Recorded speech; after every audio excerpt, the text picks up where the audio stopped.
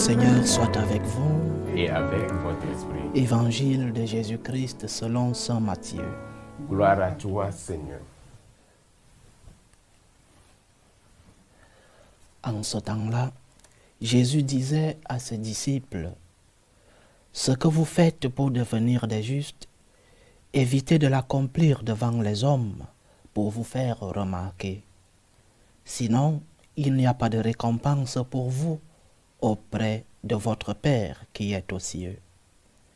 Ainsi, quand tu fais l'aumône, ne fais pas sonner la trompette devant toi comme les hypocrites qui se donnent en spectacle dans les synagogues et dans les rues pour obtenir la gloire qui vient des hommes. Amen, je vous le déclare, ceux-là ont reçu leur récompense. Mais toi, quand tu fais l'aumône, que ta main gauche ignore ce que fait ta main droite, afin que ton aumône reste dans le secret. Ton Père qui voit dans le secret te le rendra. Et quand vous priez, ne soyez pas comme les hypocrites. Ils aiment à se tenir debout dans les synagogues et au carrefour pour bien se montrer aux hommes quand ils prient. Amen. Je vous le déclare, ceux-là ont reçu leur récompense. Mais toi, quand tu pries, retire-toi dans ta pièce la plus retirée, ferme la porte et prie ton Père qui est présent dans le secret. Ton Père qui voit dans le secret te le rendra. Et quand vous jeûnez, ne prenez pas un air abattu comme les hypocrites. Ils prennent une mine défaite pour bien montrer aux hommes qu'ils jeûnent. Amen, je vous le déclare, ceux-là ont reçu leur récompense. Mais toi, quand tu jeûnes, parfume-toi la tête et lave-toi le visage. Ainsi ton jeûne ne sera pas connu des hommes, mais seulement de ton Père qui est présent au plus secret. Ton Père qui voit au plus secret te le rendra. Acclamons la parole de Dieu. Louange à toi, Seigneur Jésus. Nous avons tous des moments importants dans notre vie, des moments de grande célébration. Et ces grands moments de nos vies, nous les préparons. Certains préparent à l'avance leur anniversaire. D'autres préparent le jour de leur saint. Et d'autres événements, première communion, confirmation, mariage. Nous préparons tous les plus grands événements de nos vies. Certains sont plus grands que d'autres. Et en fonction de la grandeur des événements, nous les préparons longtemps à l'avance parce que nous préparons beaucoup, non seulement de nourriture par exemple, mais cette nourriture, il faut l'acheter. Et donc, le temps, les moyens mis en jeu sont plus importants selon l'événement que nous préparons. Nous préparons, nous, chrétiens, à partir d'aujourd'hui, mercredi des Cendres, l'événement le plus important de l'histoire du salut des hommes, la résurrection de notre Seigneur. Nous ne préparons pas la mort du Seigneur. Le carême, ce n'est pas la préparation de la commémoration de la mort du Christ. Le carême, c'est la préparation de la commémoration de la résurrection de notre Seigneur. Cette résurrection qui passera par la mort, bien sûr, par la passion, par le passage au désert. Mais la finalité ici, c'est préparer la résurrection de notre Seigneur. Le chrétien ne s'arrête pas à la mort de Jésus-Christ. Si le Christ n'est pas ressuscité, si le Christ est resté mort, vaine est notre foi. Combien de grands prophètes sont morts? Combien de grandes personnes dans l'histoire de l'humanité sont mortes?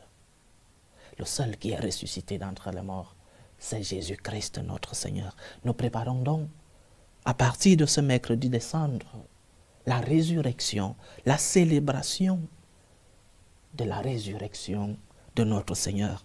Le plus grand événement donc de l'histoire du salut, le plus grand événement de notre vie comme chrétiens, comme disciples de celui qui est ressuscité.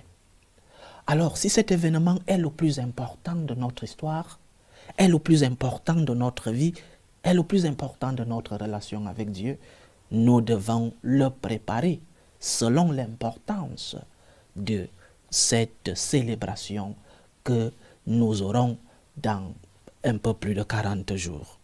Nous devons donc préparer le plus grand événement de notre foi, de l'histoire, de notre salut.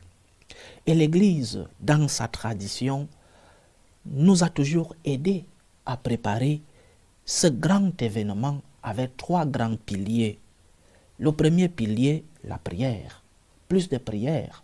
Ce n'est pas que le chrétien ne prie pas hors du carême, mais plus de prière, plus de méditation, plus de contemplation, plus de prière. Premier pilier de la préparation dans la tradition de notre Église, la prière, plus de prière. Deuxième pilier, le jeûne.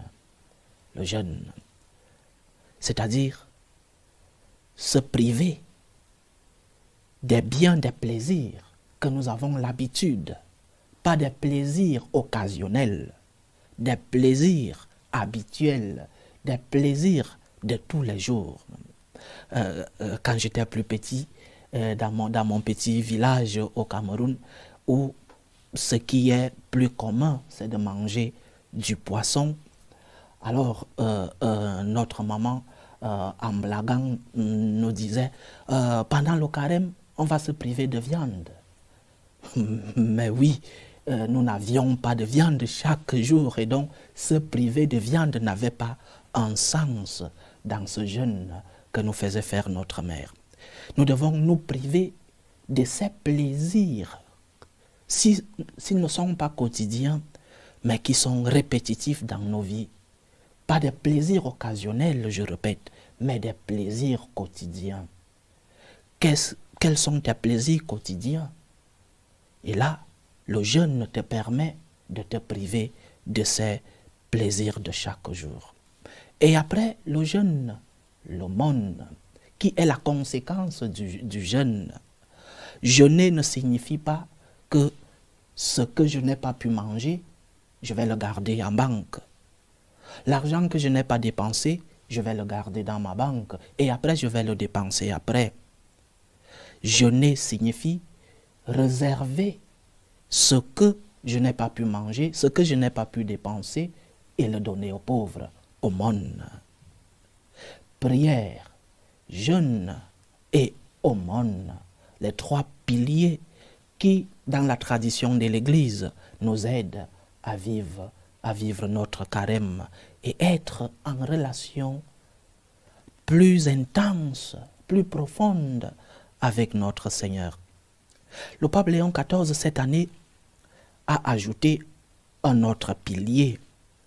Chaque pape, chaque année, envoie un message dans les temps forts de notre Église, le temps de carême, le temps d'Avent, le temps de Noël, le temps de Pâques. Il y a toujours un message pour actualiser la spiritualité chrétienne, catholique. Et le pape Léon XIV a bien voulu ajouter 2 autres piliers à côté de ces 3. Le premier, un carême sans écoute est un carême qui n'a pas atteint sa plénitude. L'écoute. En plus de jeûner, en plus de prier, en plus de faire l'aumône, nous devons écouter. L'écoute est la disposition première qui nous aide à être en relation avec l'autre. Si nous n'écoutons pas, et l'autre sera Dieu en premier, l'autre sera mon prochain. L'écoute est la première disposition pour pouvoir être en relation avec l'autre. Parfois l'autre crie au secours à côté de toi. Mais nous sommes des personnes de notre époque, nous avons des oreilles bouchées, chacun dans son monde. Parfois, nous avons autour de nous des personnes qui crient au secours, des personnes qui crient à l'aide. Mais chacun de nous est dans son monde. Le pape Léon XIV a bien voulu que, dans ce temps de carême, que nous ouvrions les oreilles. Aujourd'hui, ne fermez pas votre cœur, mais écoutez la voix. Non seulement la voix du Seigneur, mais la voix de ceux-là qui souffrent autour de nous, de ceux-là qui nous demandent de l'aide, mais aussi, à ne pas oublier et à souligner, la voix de ceux-là qui veulent nous corriger, parce que parfois, nous avons nos mauvais jours, parfois nous avons nos chutes, nos péchés, et Dieu a mis à côté de nous des personnes qui peuvent nous corriger. Ouvre donc tes oreilles, mets-toi à l'écoute du Seigneur. Pendant ce carême, essaye de lire par exemple l'Évangile qui est la voix du Seigneur, Dieu qui te parle.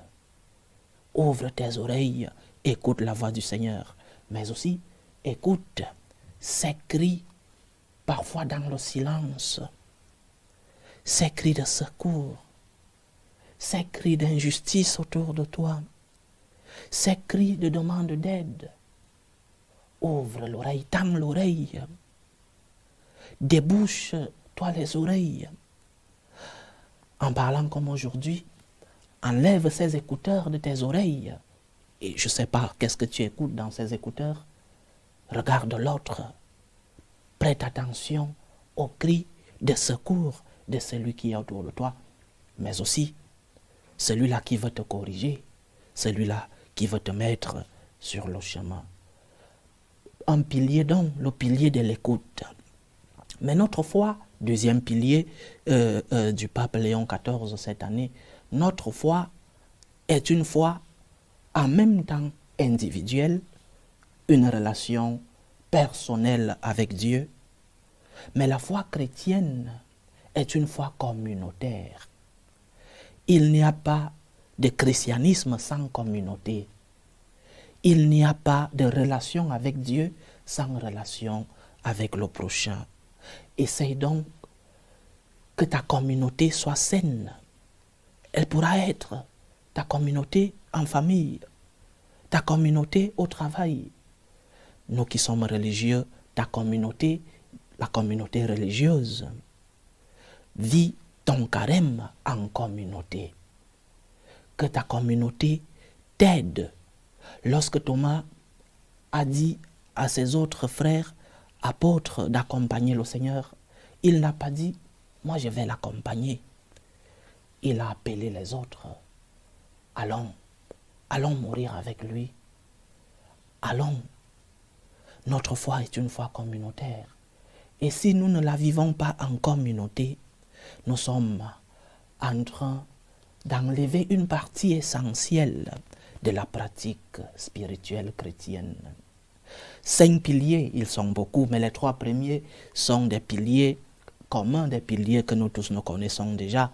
La prière, plus de prière, le jeûne, se priver des biens quotidiens, des plaisirs quotidiens, l'aumône, ce que nous gardons du jeûne, nous pouvons le partager avec ceux qui en ont moins. Mais les 2 autres piliers, l'écoute, ouvre tes oreilles. Écoute le cri de ceux qui sont dans le besoin. Écoute le Seigneur dans sa parole. Écoute aussi ceux qui veulent te corriger et qui parfois ne le font pas parce qu'ils voient ton attitude de désintérêt, parce qu'ils voient ton attitude d'oreilles fermées, de têtutesse. Ouvre tes oreilles et écoute ces corrections. Et après, vis ton carême en communauté. Vis ton carême. Le mot que le pape Léon XIV emploie, c'est le mot ensemble. Que nous soyons ensemble pour accompagner le Seigneur dans sa passion, dans sa mort et surtout dans sa résurrection. Jésus, lors du dimanche de résurrection, lorsque Marie-Madeleine arrive au tombeau et qu'elle fait la rencontre du Seigneur, Jésus lui dit, va annoncer. La foi chrétienne se vit en communauté. Il n'y a pas de christianisme sans communauté. Sinon le Christ lui-même allait évangéliser seul. Il s'est fait accompagner. Il est né dans une famille. Il s'est fait accompagner par des apôtres. Et après, dans la résurrection, il a voulu que nous, ses disciples, puissions jouir de ce grand événement de l'histoire de notre foi. Bon temps de carême avec le Seigneur. Nos efforts, nos sacrifices avec le Seigneur. Si nous souffrons avec lui, si nous mourons avec lui, si nous faisons des efforts avec lui, nous ressusciterons avec lui, nous verrons la gloire avec lui. Que le Seigneur nous accompagne dans ce temps de carême. Loué soit Jésus-Christ. À jamais. Maintenant, nous allons passer à la bénédiction des cendres et à l'imposition des mêmes pour que nous puissions reconnaître notre humilité. Nous sommes poussière parce que nous avons été faits par la poussière. Mais aussi, nous y rentrons. La poussière est notre début et notre fin.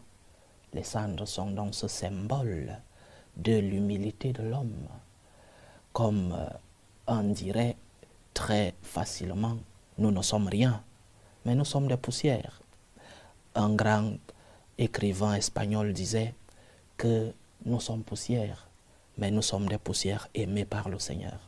Alors comportons-nous en poussière et prenons le symbole de cette poussière par les cendres.